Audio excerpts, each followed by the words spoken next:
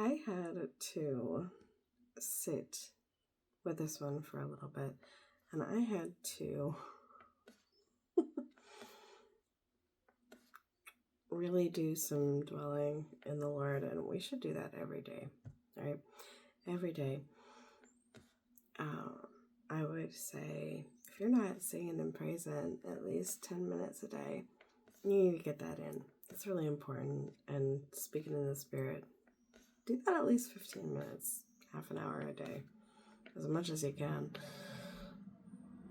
I know it's crazy being a parent, having a job. I have 3 kids, and it gets a little crazy. I have tried to also tried to record this and say this a few times through the week. And each time, either or, something happened. Something where one of the kids, either my kids or my sister's kids, we are blessed with lots of children in this family. And that's a wonderful thing.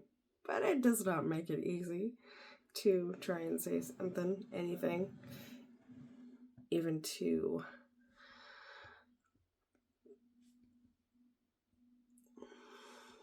do this is not it's not an easy thing necessarily. What I have been attempting to communicate and then realize that I need to take back to the Lord and dwell in with Him. And my hair's all a mess because it's early morning this morning, and I need to say this before the kiddos get up in the school rush.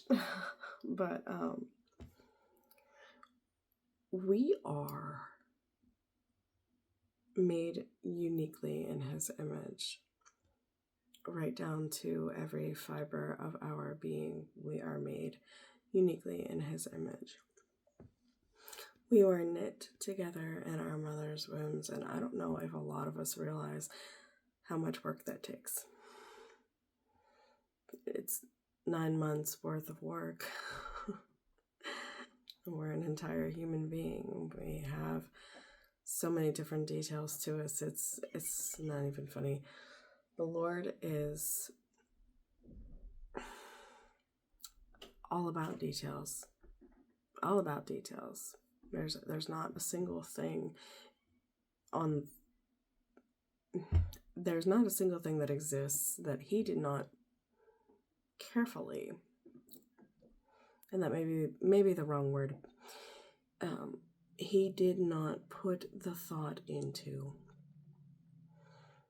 which words, which sound He should use to bring it about. If you don't know, everything physical is made of sound. There are sound waves in everything. So without a particular frequency, nothing would exist. And so without that frequency, that voice, that frequency, we would not exist the way that we are. Which brings me into, we are wonderfully made, we are hugely loved, and we have a common prosecutor. Satan, when he fell, when he walked away, did so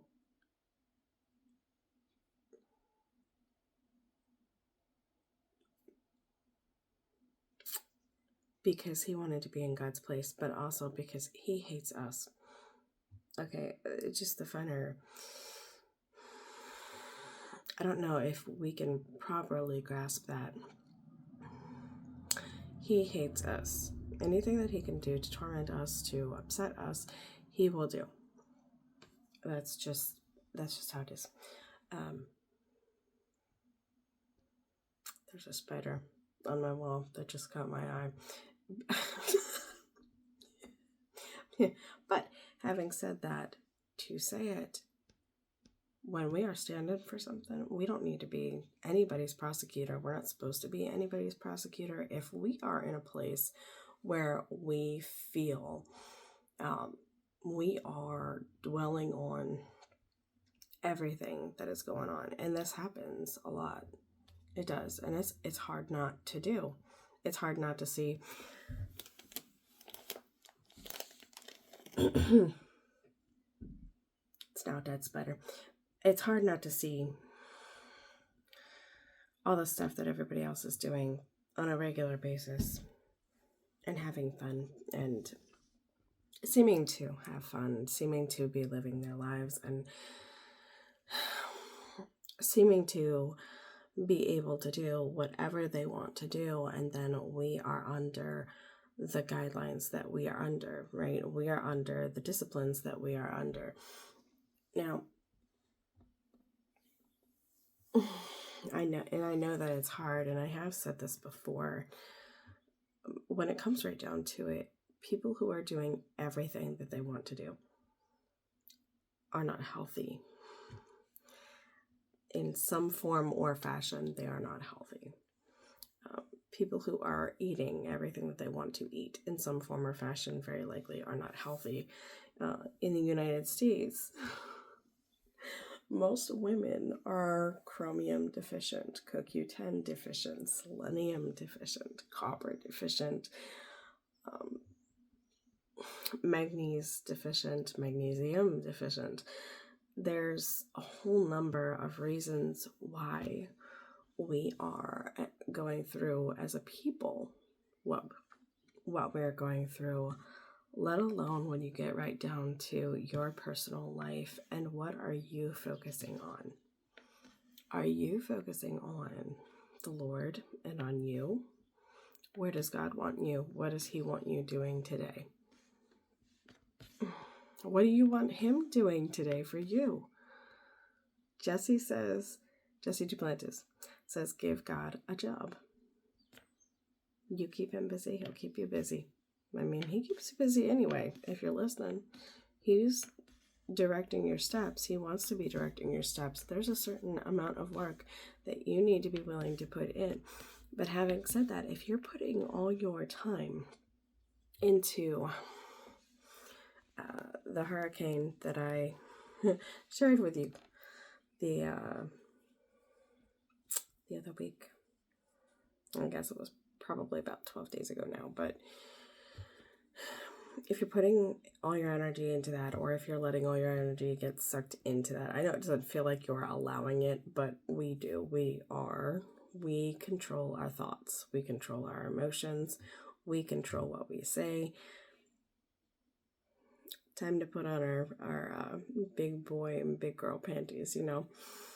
But the thing about it is that when you get right down to it, if you are walking in a place where you are focusing on everything else that they're doing, not what you're doing, and not on your goals with the Lord, not on what He wants you to be doing, then we very easily become the prosecutor. We become the one who takes cheap shots.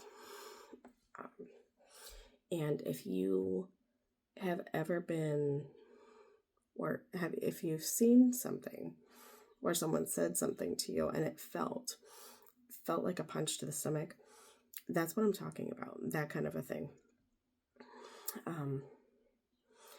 It so easily becomes something where we are the ones who are doing that and causing that. And that is not what the Lord wants. To start with, when we're doing that, we're not focused on the love walk. We cannot be out of love. We cannot be walking out of love when wanting restoration, when wanting the miracles that we are believing for.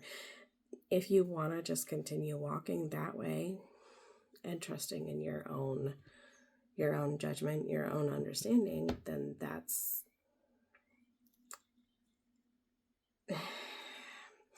not a place where you are going to get anything from the Lord in any substantial way, because He cannot give it to you. it would smush you. He will not give us more than we can carry. He will not. So if we are not building up our muscles to do it, to hold it, when we're asking for it and believing for it, he's not going to just drop it on our heads and watch us stumble with it and then fall and get crushed. Can you imagine if we asked for a car and God just dropped it out of the sky right onto us and didn't care whether we lived or died because we asked for it? So he should give it, right? We have not because we ask not, but we also have not because we've shut our prayers off. God cannot answer our prayers if we are not respectful as women to men, and men, if you are not loving to the women in your lives. It's the same thing. It's the same thing. Same concept. We have different requirements because we have different things that come naturally to us. Men have more of a respect thing that happens more naturally. Does that mean all men are respectful? No. Women have love come naturally to them, more naturally. Does that mean we're always loving? No, it doesn't. And I got caught after the whirlwind. I got caught being unloving and being the prosecutor towards my husband. And that is not a place that we are supposed to be. It feels awful. We get torn apart, stressed out, angry, upset, all the things that you don't want to be, you become. That's who you take on. That is who you are wearing. It's not who you are, but it's who you start wearing. It's the color eyeshadow of the day, right? You can't do that. We can't do that. The Lord doesn't want us to do that. It doesn't matter what happens with our spouses. Doesn't matter what happens out there. If you've ever had fish, you know that you can see through the fish tank glass. That's ideal. Right? I mean, sometimes you can't, but then you got to wash the glass. You got to get on the inside and you got to take all the fish out. Once a month, you should do a complete tank clean, right? Where you take all the fish out and you take everything except for, I think, 25% of the water out. Put new water in. Do a good sweeping. If you've got pebbles, you should take out all the pebbles and clean those out. If you've got plants, you need to, leave the plants in the water, obviously, but the plants you should have in like a separate thing, but it's a big ordeal. It doesn't matter how big or small the tank is. Matter of fact, you're not supposed to have a tank without filtration. Pet stores make a lot of money off of like goldfish and whatnot. Goldfish and the Japanese fighting fish, because they sell them in bowls. The fish don't do well in bowls. They can live years in bowls, but they don't do well in the bowl. We don't often know the difference, but just because it is alive does not mean it is doing well. Particularly bettas, for them to not feel stressed out, they need to have plants. They need to have coverage. They need to have someplace to hide. They're not showfish. Matter of fact, they're shy fish. That's part of the reason why they fight the way that they do. Also, the males are just extremely territorial. But anyways, all of that to say, we get out of that circle and cycle of, okay, Lord, what do you want me to do today? And what do I want you to do today? And we become bitter. We stop walking in love. You're not walking in love and trust in the Lord. You're trying to get your own, and that's it. You're trying to get your own, and you are not going to be doing anything other than acting out in hurt. Essentially, you're throwing that tantrum. trying to get your way, get your right, get your whatever it is. And I don't think we know. A lot of the times, I don't think we know what we're trying to even get. What would make it better? What would make the betrayal better? Do you know? I mean, we can make a list, right? But at the end of the day, what actually would make it better? Nothing that your spouse can do. Nothing your mom can do. Nothing your brother, employer, any of these people out there that have hurt you, can do. Only God heals. People don't heal. Hurt people. It's a very true saying. In that we tend to give what we have. If we don't have anything to give, we can't give anything, and therefore we are acting out on a deficit. What does a negative account do? It continues to grow negative unless you put money into it, and even then it stays negative for a while. That's what it does. That's what the accounts do. And I need to speak on this because this is how life works too. It's not just money. It's faith. It's faith. It's all about the faith flesh, right? We got to be walking in faith. Without faith, the Lord is not pleased. We cannot please the Lord without faith. It does not work. We cannot please the Lord without faith, and our prayers cannot be heard without us being respectful, loving. When we turn off love, when we're not walking in it, we can't receive our miracles. Cannot. We're not trusting the Lord and leaning on his understanding. We cannot receive our miracles. And we shouldn't. We shouldn't. It's an unpopular opinion nowadays. But when my 4-year-old stomps his foot and yells and screams because his cuppy is empty and then throws his cuppy, I do not reward that because I shouldn't. If I do, it gets worse, right? The behavior gets worse. That's what they think leads to the guppy being full or, whatever else. We cannot allow ourselves to think that we are the reason why we are getting whatever it is back. We're not the source of anything in our lives. We need God to breathe. Originally, Adam was created out of the breath. We were created out of the breath. Without that word, without that breath word, we would not exist.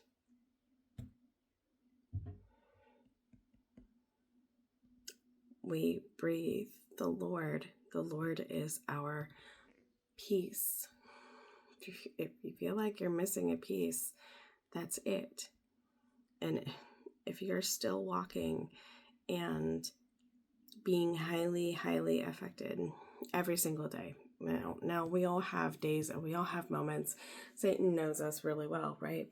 He knows how to hit below the belt. He's very good at being the prosecutor. We don't need to be that. We don't need to step into that. There is enough of that. There's enough of that. Whatever happened, whatever betrayal, whatever hurt, whatever nice deed that you did, whatever loving thing that you did that got turned around, believe me when I say they are getting worse than what you could ever give.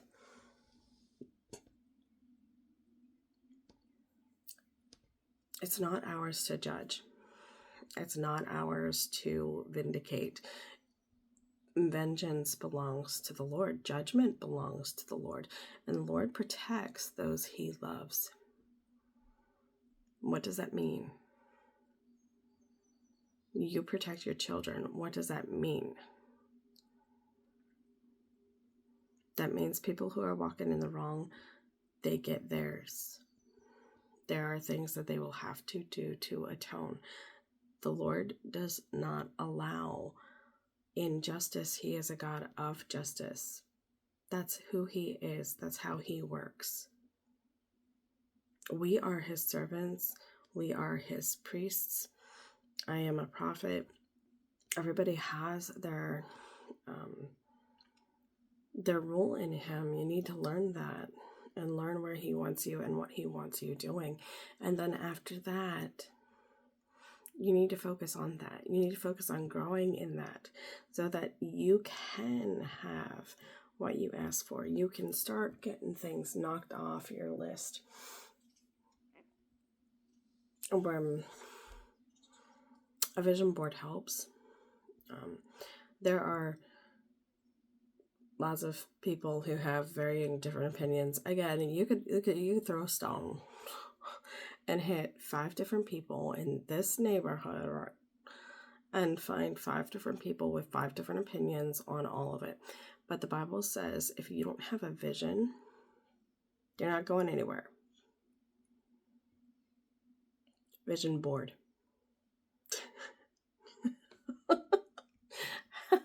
Have some goals.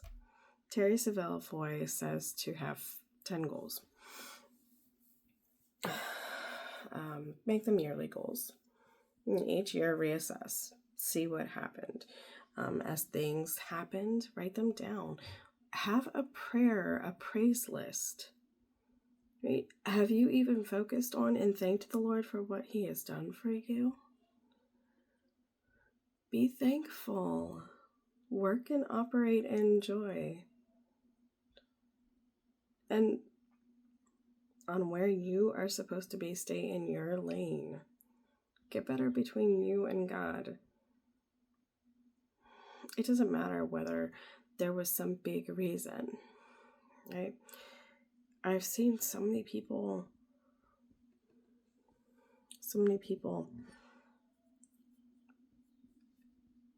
particularly with marriages, say, well, I didn't do anything big. So, because their spouse was the one who left. Their spouse was the one who cheated. Their spouse was the one who was, into porn porn is cheating, but you get my gist. The spouse was the one who essentially did that big, horrible blow up thing. But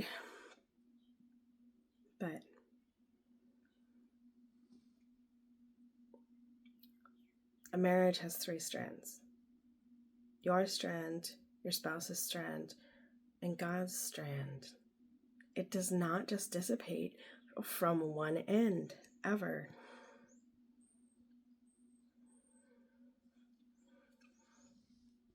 That's not to say that you're responsible for what your spouse did, but you're responsible for what you did and didn't do. And if you're not focusing on where you need to be in your single life, then you weren't in your marriage either. You weren't in your marriage either.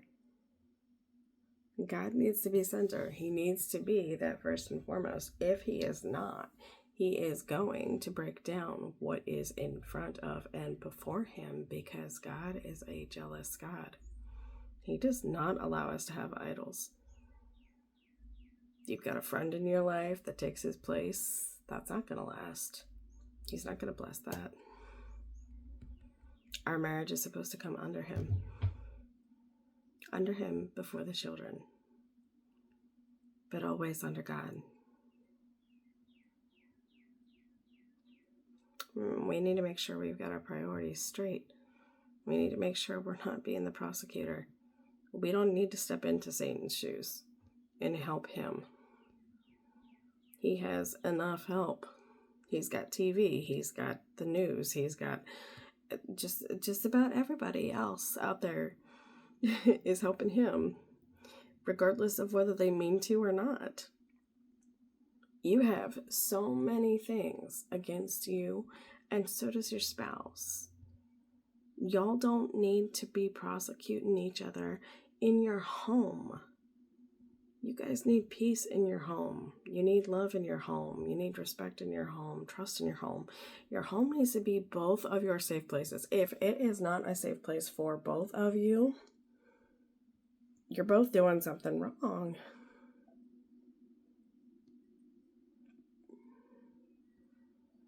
We got to stop doing this to people. We got to stop acting out of our flesh and our selfishness. And then expect that everything go well and then judge life by that. That's what we have been doing. And that's what didn't work. That's what failed. That's what failed. And I got wrapped up in that after the whirlwind. And I had to repent of that. I was rebuked of that. The Lord corrects those that he loves. He doesn't let us just continue doing what we are doing. We can continue doing it, but he's going to say something about it every time. And I'm not in a place anymore where I'm going to just ignore what he's telling me. In my case, I was acting out of the hurt and the upset and then repenting and rebuking it. And I did that a couple times before the Lord took me, and he was like, you're not walking in love, and you do not need to be the prosecutor. You are going back to the cheap shots. I don't want to be the person who's doing the cheap shots, who's giving the cheap shots. I know how much that hurts. That's not our job. That's not our place. It's really hard to not walk in it. It's so hard to not walk in it. But it is not where we're supposed to be. That's not what we're supposed to be doing. You feel like cheap shotting your spouse, you go and sing praise to God. It's really hard to stay in that space when you're praising the Lord with all your heart and giving him the time that he requires. He needs all of us to be studying him. What are you studying in him? What are you spending time doing? If you have not started a study on him yet, get into it. Start today. That will keep you. That will keep you. It's not about your spouse, not about the other person, not about what they're doing. We are choosing to dedicate our lives to God because we already chose that. When we chose to accept his leadership in our lives, we chose to dedicate our lives to him. We chose to walk with him till death do us part. And death don't do us part. We have after death. But if we have not cared for what he's given us properly in life, we do stand and run the risk of being those people that the Lord turns away because he never knew us and we never knew him. I don't want to be on and in my husband's shoes right now. I don't.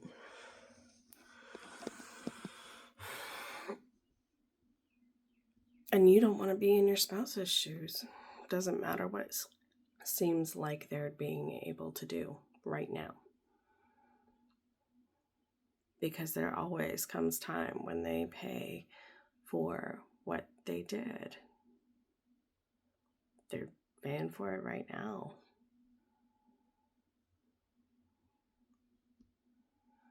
Them doing what they want to do doesn't lead to sleep, doesn't lead to peace. It leads to death.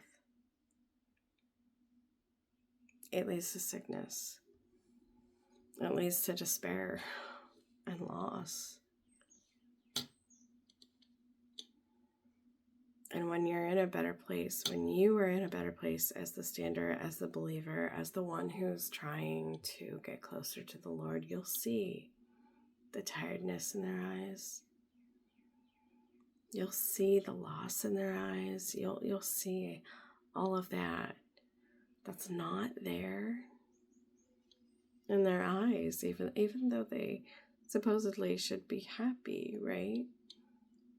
Remember, happiness fades. Happiness is temporary. Happiness doesn't make a happy home. Joy does.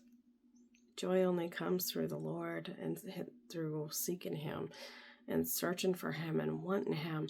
And that is not something that can be faked. And the pursuit of happiness does try.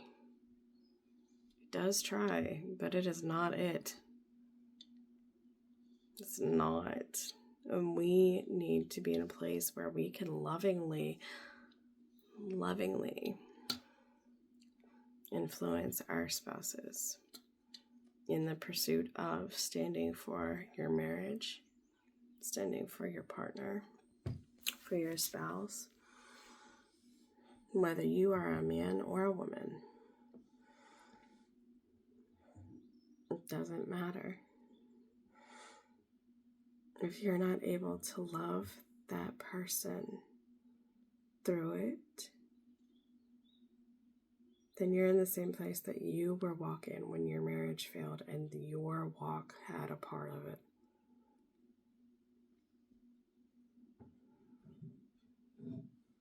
It did. You had things you weren't doing for your spouse.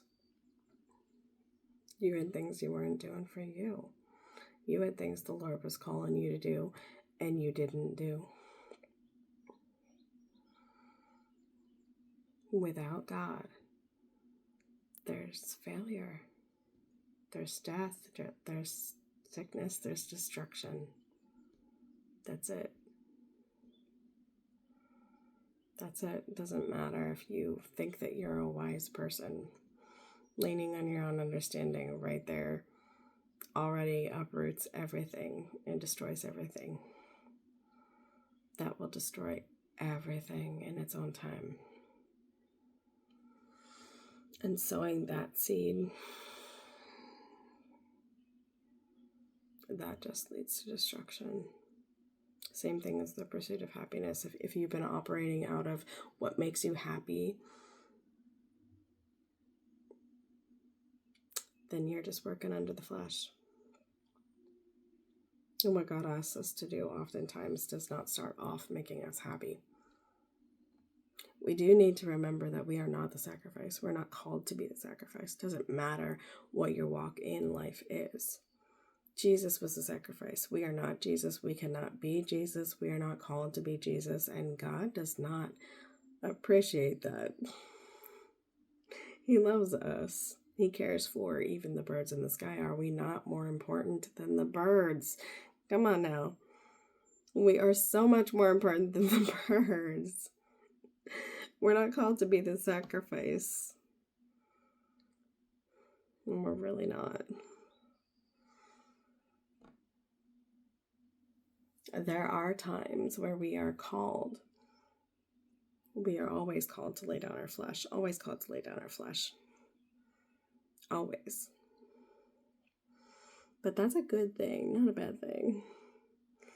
And that does not hurt us. That brings us closer to peace. That brings us closer to joy in the long run.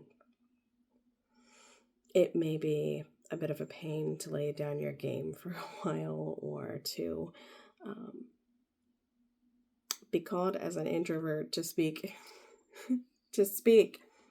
right? As I am. But that doesn't hurt you. It doesn't hurt you. And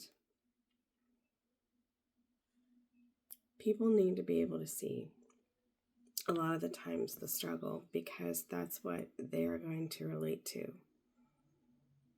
That's what they're going to relate to. Doesn't mean that we always need to struggle, right? Doesn't mean that doesn't mean that we need to allow it to affect us all the time. But when we have to go through the emotion in front of other people, that's why. It's to help bring them along so that they can be on that road with you. Maybe not with you, but through you, to see there is another side to this. And that's hard. That's hard, but that's when we're called to stand. That's what we're all called to do.